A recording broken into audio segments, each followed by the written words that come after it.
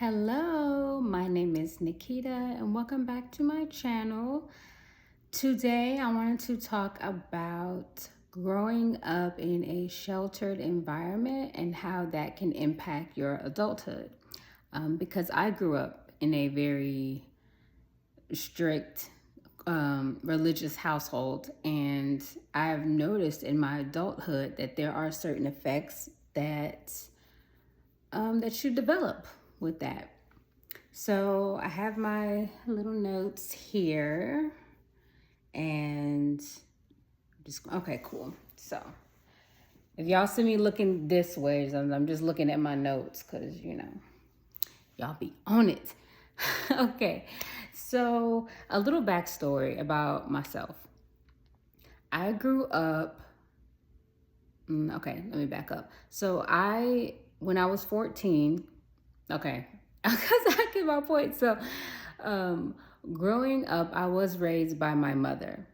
And then when I turned 14, a traumatic event happened, and I had to go live with my aunt and my uncle. And that transition was detrimental to my mental health. One, because I didn't have my mother anymore, and also my mother, when she raised me, I was allowed a lot of freedom, and not just to just run over her. No, that's not what I mean. Like, I was allowed to have a social life. I was allowed to be a kid. I was allowed to run around and jump, and play with my friends, and just like everyday life. I was allowed that freedom. But when I went to live with my aunt and my uncle, I wasn't allowed that. All that stopped. And I was raised by them. They were Christian, and I didn't really have much of anything, honestly. In their household, it was church and it was school, and that's it. There was no in between. If I wasn't at school, I was expected to be at church. And this is disclaimer. I'm not knocking religion. I'm not trying to knock Christianity. That's not. I will never do that. You believe and you pray to whoever you want to pray to. But I do believe that when you are not allowed to develop anything outside of that, you can really lose yourself. I thoroughly believe that.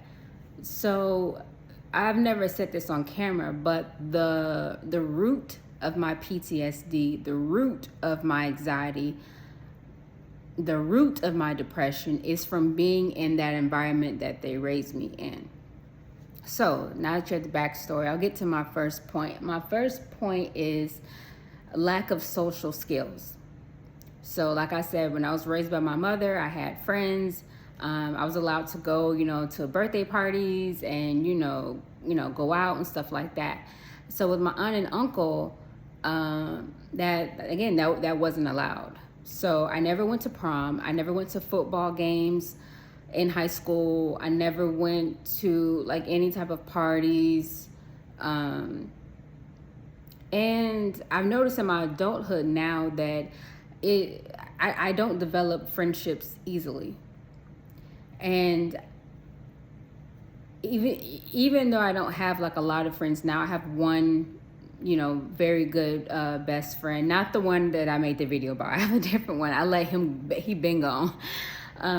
But I just know it's I don't really make friends as easily. And when I'm having conversations with people, I feel very awkward when I do that.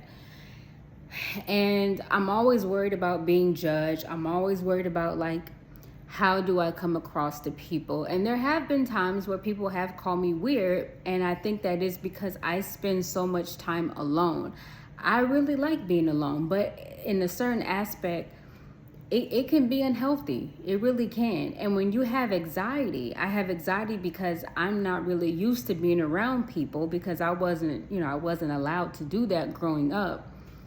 And, that's when the whole overthinking comes in and all of that. So I think it's important for children, and especially adolescents, let them develop those social skills. Let them develop social etiquette. Let them become familiar with social cues.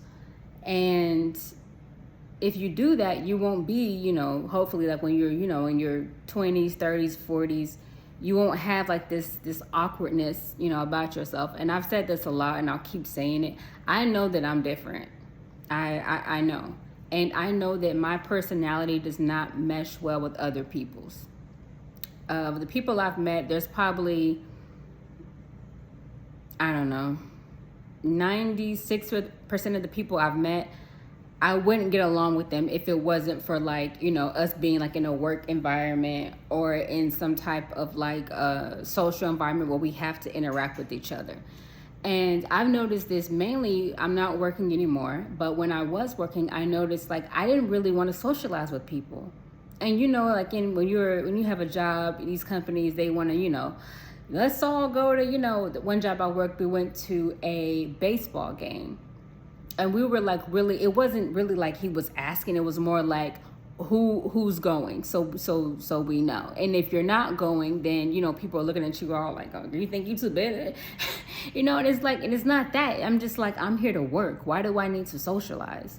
But companies, they want that because it builds up the morale, and it's good to have work relationships, and I guess sometimes it is good to have personal relationships as well. But that is my point. It's just I've noticed that in my adulthood, I'm not a social butterfly. And that's the way I am. I've accepted that. I'm fine with that. But I do wish that I wasn't so socially awkward. So point number 2 is lack of knowledge in relationships, and this is a really, really big one, y'all. So growing up with my aunt and uncle, like I say, it was just church and school, and that's it. I was not allowed to have a boyfriend. It was boys are bad. Stay away from boys. Stay away. So, and if we catch you talking to a boy, if we catch a boy looking at you, if we catch you smiling at a boy, like then like you're a whore and you're promiscuous. It was on that type of level, y'all. And like as a 15, 16-year-old girl, it's like, what do you want me to do? Like, do you want me to like, and nothing wrong, with that. You love who you love, but it's like, do you want me to go that way? Because you're not allowing me to develop any type of relationship with the opposite sex. And in this world, you need to be able to deal with the opposite sex. Like, that's just, it is what it is. And, so when I turned 18, the guys, like they really had a field day when it came to my emotional health, because nobody ever sat me down and was like, hey, this is how men are wired. This is how they think. This is what they want. But outside of that, you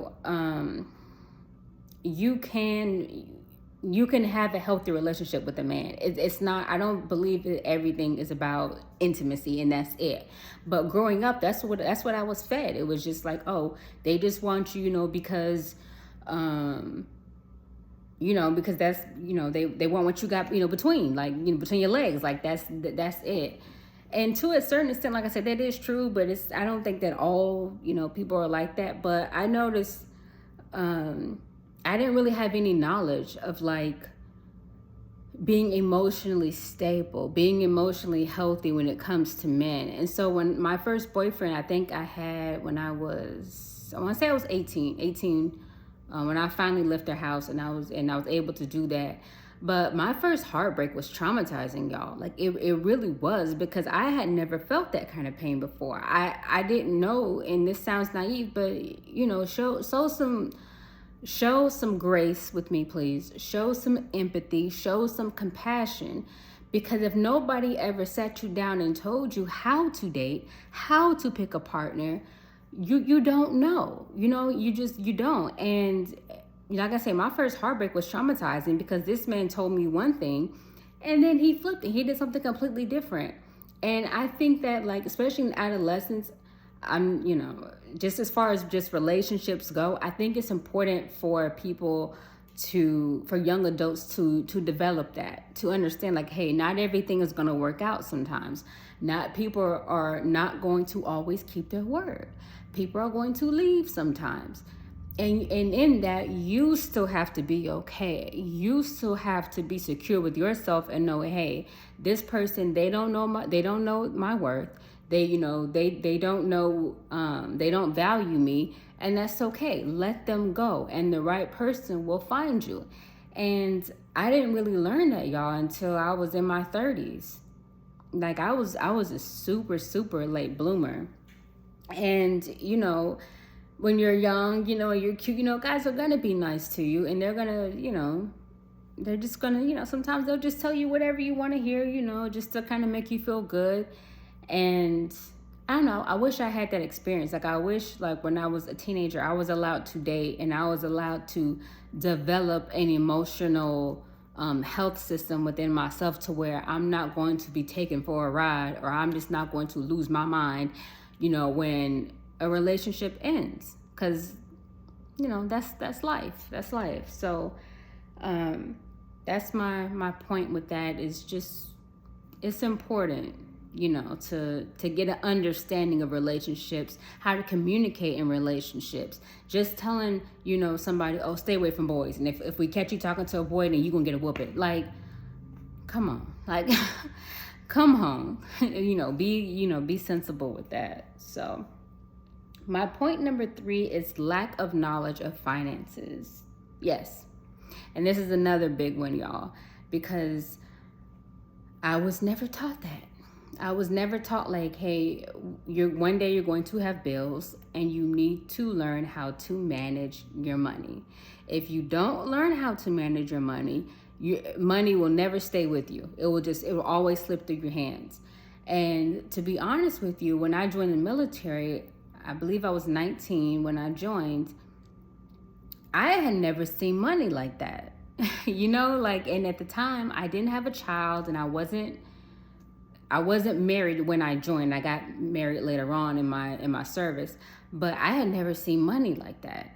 And I just, I had a field day. And looking back, was there anything wrong with it? Probably not, but it's also good to like develop a savings. Always have savings. But again, I think I said I was 18 when I joined, and it was just me, and I was living in the barracks, which, if you don't know what that is, I was living in military housing. So I did not have to pay rent.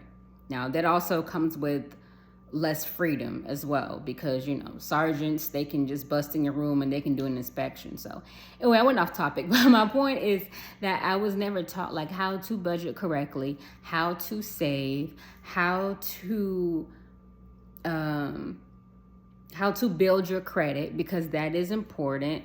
And I really, I sometimes, like, I got preyed upon. I really did, especially on these military bases where they know like you're young and you're fresh, you don't really, And I remember I was at a military base, and there was a person that was selling jewelry. And so I was just like, oh, I want a cute little necklace, ring, whatever.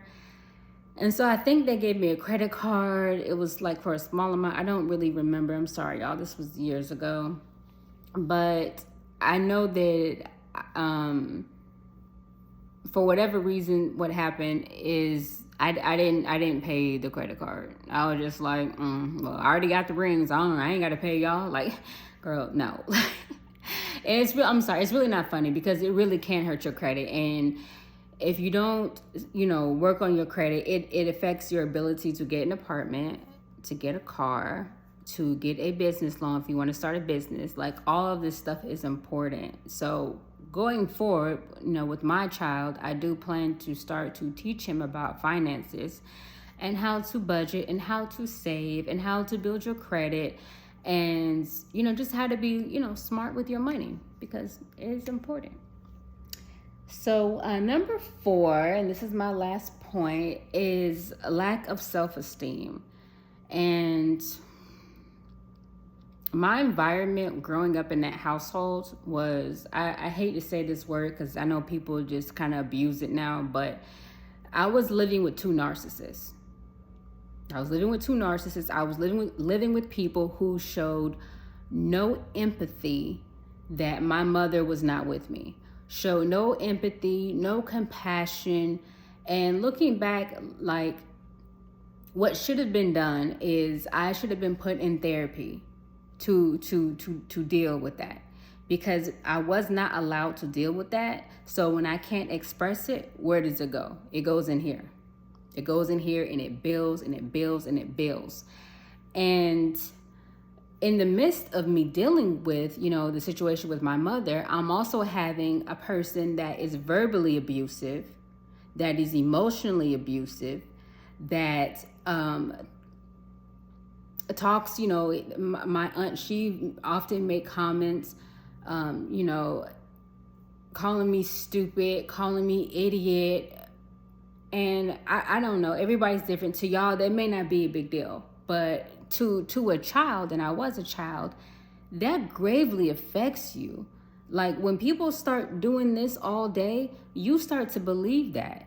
And she would also make comments about my body, because growing up, I was very, I was skinny mini. I'm still I think I'm like slim thick now, but, she made comments about my body. And when you have the verbal and the emotional, and then there was physical abuse as well, my self-esteem was tanked. I didn't know I was pretty, until a man told me I was pretty. And that is the worst thing, y'all. It is the worst thing as a woman to do that, to pick apart and tear somebody down, to where you look for validation from other people because you don't have that within yourself. And again, it wasn't until I hit my 30s and I was like, I'm carrying all of this PTSD, all of this anxiety, all of this, migraines. I'm carrying all of this, in my heart. And I don't want to walk around with this heavy, heavy load all day, every day. So I had to do that work myself, because it should have been done when I was a child. So I had to go to therapy. I had to do, I think it's called RMD. If you don't know what that is, it's a type of special therapy where I think like you kind of tap into like your subconscious a little bit. When you dream, when you hit your deep sleep, your eyes, they, I think they go like back and forth like this, but you're able to tap in that while you're still conscious and speak to whatever or deal with whatever is in your subconscious. Because what I've learned with PTSD is, my brain, if I don't deal with what is bothering me, it is going to show up in my dreams, and it's going to show up in flashbacks. It's going to show up in the worst possible way. And if anybody struggles with PTSD, I want to give you a big hug. I want to give you all the kisses, because it's exhausting, y'all. It's exhausting to be having a good day, and then you have a involuntary memory of something traumatic happening to you, and now I zone out. I'm gone for 5 or 6 seconds, and that's no way to live. So I had to dig deep into my self-esteem and build myself up because of that situation. So I don't know, y'all. I guess my point in this is saying that people need balance.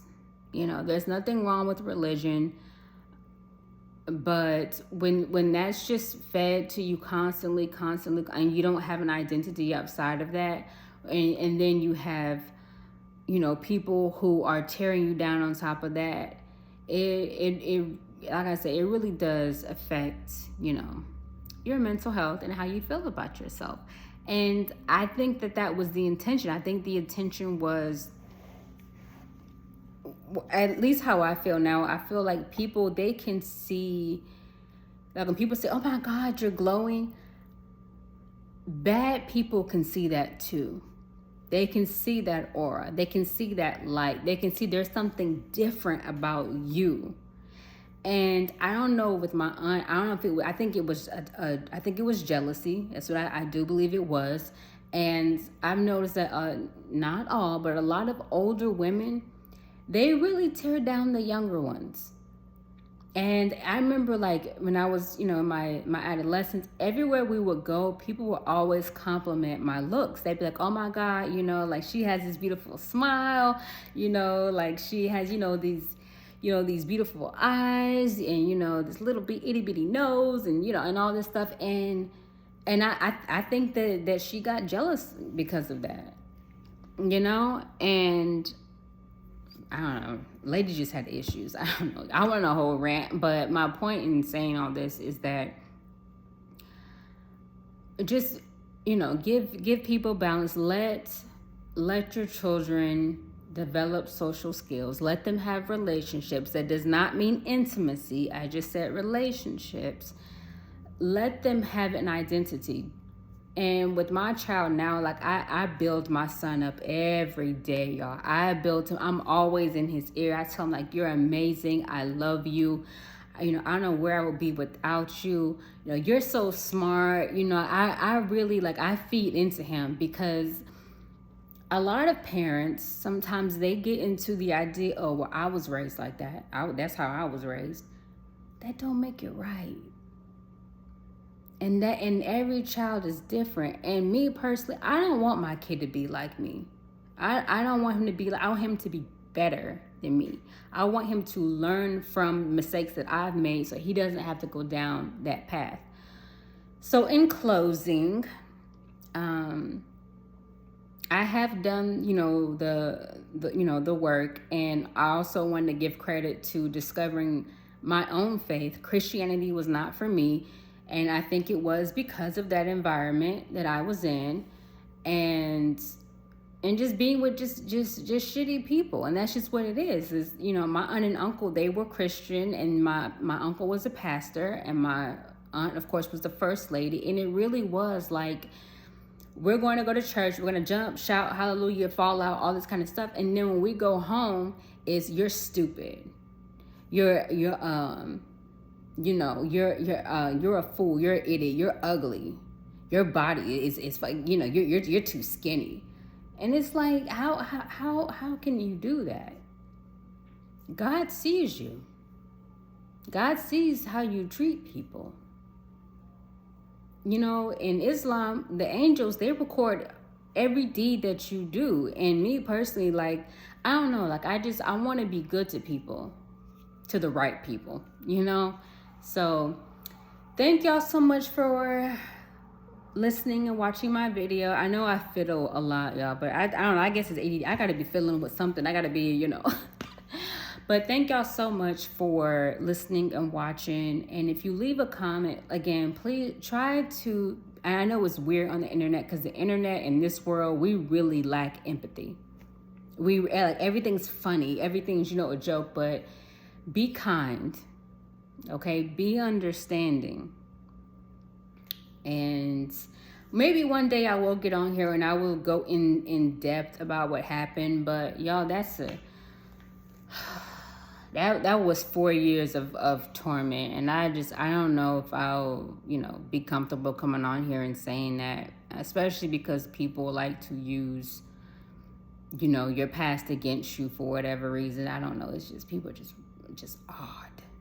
Just odd and just evil. But anywho, thank you so much for watching and listening. Thank you for your support, and I will see you in my next one.